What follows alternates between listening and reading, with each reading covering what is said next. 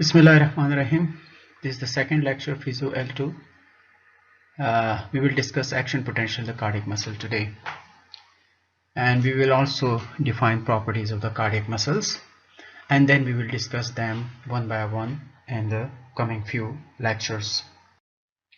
By the end of this session, the student should be able to describe gap junctions and the significance of syncytium, and you should be able to enumerate and define the properties of the cardiac muscles, and you should be able to explain the different phases of the cardiac muscle action potential, and then you must be able to describe the characteristics of the cardiac action potentials and the role of slow calcium channels in causing plateau and significance.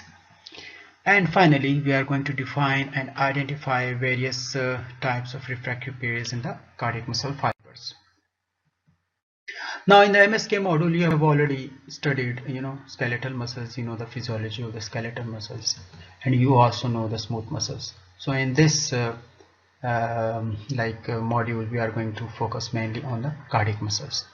So if you look at these diagrams, the main difference between the skeletal muscles and the cardiac muscle is that the cardiac muscles are smaller in size, number one, and the cardiac muscle has got only one nucleus, while the skeletal muscles are multinucleated.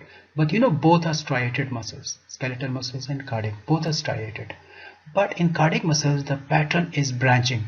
There is branching pattern, while skeletal muscles are not branching. Okay, both are striated. Okay, and the smooth muscles are non-striated. And the other difference is that the skeletal muscles is under voluntary control, while like smooth muscle, the cardiac muscles are under involuntary control.